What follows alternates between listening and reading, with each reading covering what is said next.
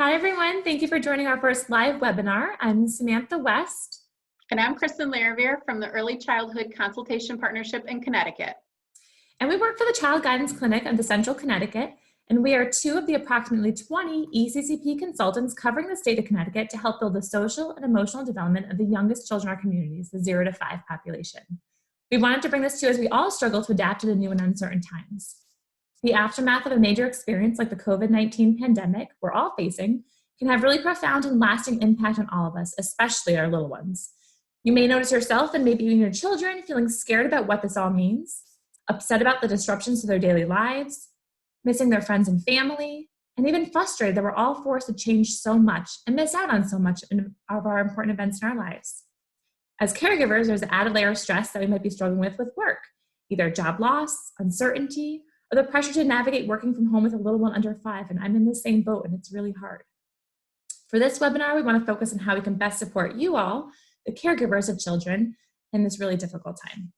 Even if you and your child rarely had struggles before the COVID-19 crisis, it wouldn't be uncommon for caregivers to notice new or an increase in some challenging behaviors, or even behaviors that are totally out of character for your little guys.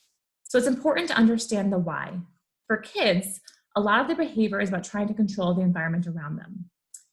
For example, when a child says no to everything, did you know that could be a way for them to try to assert control when so much is out of their control? So you may notice some regression in areas like sleeping or toileting or language, or an increase in tantrums or crying, or changes in their appetite. Again, for the most part, these are all things that children are relatively in control of. So it might be, we might be able to better understand why these things might happen when so much is happening out of their controls and their feelings are getting so big. This might be a way for them to feel in control again. With almost all of the daycares closed across the state and kids home, many parents and caregivers may be seeing a rise in the challenging behaviors, and we want you to feel supported in guiding your little ones back to a place of predictability and emotional regulation. It's also important to remember that how we as caregivers react to our own stress is really important, because we're modeling to our children how we handle the burden of caring for the little ones full time when we're not used to that while working can make all the difference in their social and emotional well-being. As a community and as a country, we're all in this together. The Child Guidance Clinic of Meriden and the Early Childhood Consultation Partnership, as well as many other state and private agencies, are all available to help. We'll be running a few of these live webinars that focus on specific ways to help support the littlest of children. As more questions come in and more information becomes available on how agencies like ours begin to offer telehealth and video conferencing and remote consultation, we're going to put more of these webinars out for you as well. So to get right into it, managing challenging behavior can be really difficult, especially during times of uncertainty. One of the main things to try to keep in mind is to try to set our expectations for our children to be realistic and attainable. For example, if a strict schedule doesn't work for you and your family, don't put too much pressure on yourself just because we've seen them in the news or on social media already. Or if you and your child really thrive on a steady routine, then go for it. And this is a question we've been getting a lot this week, so stay tuned for next week's webinar. I think we're going to try to talk about some realistic schedules for you guys. So stay tuned. Keep in mind too that just like all of us adults have never experienced anything like this before, this is all new to our children too, and we're all adjusting to this new normal phase together. So try to think from a child's perspective when considering how things might feel different and things might feel really out of control at home. If we try to understand their actions and guide them through praise and positivity wherever possible, it can help us to minimize the behaviors that are difficult to handle. We found a wonderful tool from the World Health Organization that my colleague Kristin's going to pull up for us all to take a look at together. Great. Thank you, Samantha. So I'm going to pull it up on Google, and I'll show you how to get to the website and get to the information that we are going to review. So if you type into your search engine COVID-19 advice for the public, and there's of course lots of information on the World Health Organization website, but what we really want to focus on is this tab on the right hand side called Healthy Parenting. So this could be a resource that you share out to your families. If they're looking for some support and some additional ideas, this may be a really great thing to send out, because it has a lot of helpful strategies and really tangible ideas that families are able to start to work on at home now. So it talks about one-on-one time, keeping it positive, Number 3 is structure up. So I think that's probably going to be one of our next focuses, because I think that's what our families are really looking for a lot of support around right now. Bad behavior is the one we're actually going to be covering today, and thinking about challenging behavior at home during COVID-19. If you're in the field, you probably had a bit of a reaction to it being called bad behavior. We don't like to attach bad or good to behavior. So we would think about it as challenging behavior, difficult behavior, things like that. So despite us not really loving the name, it has a lot of really great information. So we're going to focus on that one today. And then the last 2 are keep calm and manage stress, and then also talking about COVID-19 with young children. So it has a lot of really great information. So if you want to share this with families, and they'll be able to look through it. And as you can see, they're really simple, short ideas, and it's really brief and to the point. So it's very easy for families to be able to look through this resource. So I'm going to pull up the bad behavior handout here, and we can go through this one together. And Samantha is going to get us started. All right, so we're going to start with a take a pause. And that might mean in the moment, that might mean at the end of the day, but there certainly will be times where everyone gets stressed and you might feel like screaming. So it's important to give yourself a 10-second pause. Breathe in, breathe out, and try it for slowly 5 times if you need to. Try to think about how you can respond in a calmer way. The key here is to think before we act. Kids hear everything and they feel our energy. We want to make sure we're aware of what we're putting out there. Also, don't be afraid to model how you handle your own frustration. We are all adjusting to this, like we mentioned, and having frustration around this whole experience is a really normal feeling. So we want to normalize that for the child too, because they might be feeling the same. So for example, you might hear a phrase like, as a parent, I'm getting really upset. I need to take 3 deep breaths and then I'll come right back. And you're actually modeling for the child what it might look like to cope with that feeling. For your child, it might mean that you might have a pinwheel or bubbles in the house that come out when it's time to do deep breaths. Maybe you guys do this together. But what's important here is that we are connecting and we're showing them how we want them to manage these big feelings. If it's at the end of a long day and you've had a really hard time, take that pause for yourself. Kristin and I mentioned something called 5, 4, 3, 2, 1, and a lot of our clinicians in the field might know what that means, but it's a grounding experience. So you can try this with your eyes open or your eyes closed, but try to think of 5 things you can see. Again, you can look around and envision them, or close your eyes and think of your favorite ones. 4 things you can feel, 3 things you can hear, 2 things you can smell, and 1 thing you can taste. And the hope here is to bring you back down to a place of regulation. Children can sense and will respond to the energy of their caregivers, and keep this in mind even during the difficult times. We're always modeling. We're going to go counterclockwise here to the redirect.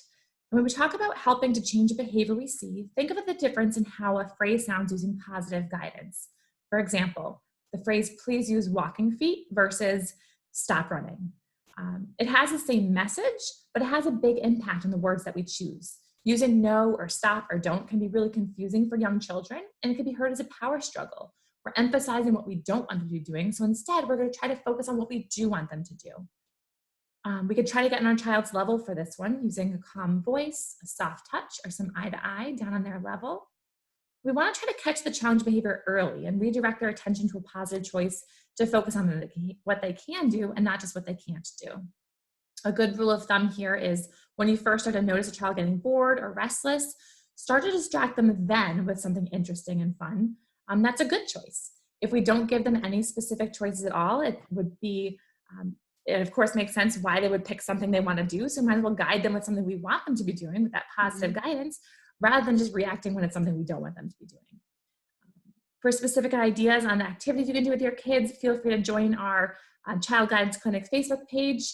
And we have lots of things there. We're putting out articles all the time, so please check in there and add in articles and ideas.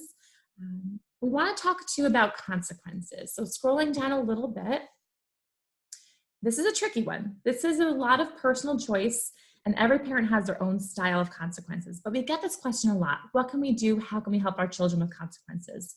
Chris and I can certainly offer you guys some ideas and take from this what works best for you and your family. We first want to talk about how important it is, though, to be consistent and find your own style. So, Kristin, what might this sound like for you when we talk about giving your child a choice?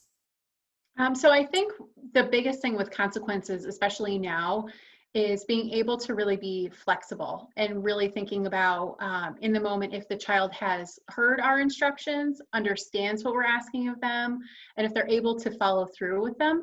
I think that sometimes we're a little quick, especially if we're feeling frustrated or overwhelmed, to jump right to the consequence. So I think now, especially during this time, it's really important to take that pause and really being able to think through how to support them with following through with the instructions that you're asking them. So I think being able to give them that extra chance to make the choice to follow through, and rephrasing it to them maybe in a different way that will have a different result may be helpful. But I think making sure that they understand what we're asking them and that they're able to follow through with it before jumping to the consequence is really helpful. Yeah. So for some families, that might sound like, what was the direction mom told you to be doing? Or can you remind me again of what we're doing next? Just to help make sure the kid processes and understands what we're asking of them too. Whereas for some parents, it might be the illusion of choice. And this one sounds a little bit tricky, but we're going to give them two realistic options. And this is going to be around something that they have control over. So for example, if it's time to clean up after breakfast, we're going to give them the illusion of choice of, it's time to clean up. Do you want to pick up your bowl first or your cup first? Realistically, it doesn't matter to me which one they pick up first, as long as we're moving towards the goal of cleaning up after breakfast. But it gives the child a real sense of control and for them to feel a part of it, not just being told what to do. Also, we want to talk about trying to stay calm and not to threaten with things that are either not realistic or not connected to the behavior. So for this one, the term that people might hear is natural consequence. That means it's connected to what the action was in severity and what the consequence would be. So this one might sound like, for example, if a toy gets thrown after you ask them not to throw it, maybe the toy takes a time out on the shelf. That way they can't play with the toy. And that matches what the behavior was. It would be unrealistic to say, if you don't clean up your room, we're canceling Christmas. Nobody would win in that situation, and the severity doesn't match either. It's also important to think about what happens right after the consequence is over. We want to try to give your child a chance to do something positive and praise them for it. And that might sound like, I'm going to set the timer now for your calm down minute. And after that, I'll need help making the brownies. Do you want to stir the batter with me? Or, great job putting all these toys away. Do you want to go outside for a few minutes when you're all done? Having these positive connections after a consequence will really help everyone to reset, get back on track, and keep the relationship strong. I see in the chat box here, I think we have a couple questions coming in. Kristin, if you want to talk about some of those. Sure. So one thing I just want to cover before we get to that is that we are striving to have these webinars pretty brief. We know that families are going through a lot right now and they're multitasking in ways that they have never needed to do before. So we're trying to keep as much information as we can in a really short time frame, so families are able to watch it and they feel like they have a good handle on some ideas that they can start to practice at home. So even if we do have some questions that we have in the chat box, we likely won't be able to get to all of them today. I think we're going to highlight one in particular that may really serve as an overview for a lot of families and what they're struggling with at home. But if you have any questions and if there's anything that you want to talk about a little bit more, I'll actually pull up our contact information now while I'm talking through that question. So this has the information for Child Guidance Clinic for Central Connecticut. So that's the agency that Samantha and I are from. And the Facebook page that Samantha was mentioning before with all of the activities and resources that we've been posting, you would look up Child Guidance Clinic for Central Connecticut and you'll be able to find a lot of information and resources there. The program that we're from is Early Childhood Consultation Partnership. If you're looking for more information about our program, the website is listed right there. It's eccpct.com. And like Samantha was saying in the beginning of our webinar, we're two of about 20 consultants. So we cover the entire state of Connecticut. So it'd be really important if you're looking for more information or if you'd like to reach out for services to figure out which consultant would be the right person for you to connect with. So on there, we actually have a section where you can put in the town that you are living in and it will come up with the information for that consultant so you can get in touch with them directly. And then also at the bottom, I have our contact information. I have our email addresses listed there. So if you do have questions and we haven't been able to get to them, of course, feel free to reach out to us and we'll be able to put them all together and maybe submit a Q&A and we'll throw some responses and some questions together and be able to send that out to everybody maybe next week. So definitely reach out if you have other questions. But what we're going to do now is get started on the one big one that I think that we've been seeing a lot and we've been hearing from a lot of our families lately is along the same lines. So The question that we got is, I'm concerned my child is starting to show defiance that I have not seen at home before. What should I do? So we've definitely heard that a lot. You may be experiencing that yourself. So really being able to figure out first is seeking to understand the behavior that we're seeing and trying to figure out where it's coming from. Making a note of any patterns is really important, especially when we start to think about the routines at home being very different from at school and at childcare centers. So we need to be able to kind of match up what they would have been doing in school to what they're doing currently at home, and if that's where we're having any of those difficulties. So one of the things that would really make a lot of sense is, for example, around 10 a.m., if we keep having the same power struggles or the same meltdowns or tantrums at home, wondering if maybe we're hungry at that time because that's when we had snack at school. Or figuring out around nap time when we would used to have it at school, if that's where we're starting to melt down because we haven't gone down for a nap at home yet. So really trying to figure out the differences in the routines and figure out any patterns that may be lining up there. So it could be that your child is hungry, tired, bored. Bored is a big one. So that's why we're talking so much about being proactive and having a lot of strategies and feeling prepared to keep your child engaged. If a child is engaged and learning and excited about what they're doing, they're likely not going to have challenging behavior. So if you are kind of out of ideas and you're struggling with what to do, definitely go to our Facebook page. We're posting different ideas and strategies and activities just about every day. So if you need some fresh ideas, certainly go there and take a look. Other reasons why we may be having challenging behavior now, which makes a lot of sense, is if the child is really wanting our connection. We talk about attention-seeking behavior, and it usually has a negative connotation to it. But really, that means that children are looking to be connected to us as their caregivers, especially now during a time where everyone feels completely upside down. It's really important to figure out if we're having behaviors because our kids are telling us that they just need us in that moment, and we need to just stop and kind of pull away from everything we're doing and just be with them. That's probably one of the most powerful strategies we could be using at a time like this. And then also, and very common right now with a lot of us, is having a lot of big feelings and not really knowing how to process them. So they could be feeling anxious, they could be feeling fearful, confusion. Because if you think about it, our whole world is shut down and we don't really have a way to explain it to little kids that makes sense to them. A lot of families I've talked to, their children have expressed to them that they feel like they are home and all of their friends are at school, and that they've done something wrong and they're being kept home. How do we have a 3, 4, 5-year-old understand that the world is really on pause right now? So we have to take that into account when we have these big behaviors and trying to figure out how to respond to them. And then another piece that's impacting families that may have not really impacted them as much before is that we may have now multiple caregivers in the home all day, every day, with possibly conflicting messages for kids. So being able to make sure that we are as consistent as we can be with our responses, with setting limits and expectations with them, and making sure that we're on the same page. When children hear conflicting messages, it can really be confusing and very frustrating for them, understandably so. And that will probably result in some challenging behavior too, if they're getting a different response from mom than auntie or dad and stepmom. I think it's really important just to be able to try to be on the same team and present the same message to kids, which is really hard to do. So I think we covered a lot of that already, but Samantha, do you have anything else you can think of for that question in particular? No, I think you've summed that up nicely. Thank you. Great. So again, if you have other questions, feel free to reach out to us. Our contact information is there on the screen. Feel free to take a screenshot of that with your phone if you want to look at it later. And always reach out if you have any questions. And just to reiterate what we were saying earlier on, we're all here to support everybody, so trying to support our communities, and we're all going to get through this together. So I hope you're able to join us for our next webinar. Like we were talking about, we're probably going to be focusing on some structure and routine. It sounds like a lot of families are really seeking some guidance on that. So I think that's going to be the next topic that we try to tackle together in our new normal. So we really hope that you're able to join us then, and thank you for stopping by. Take care.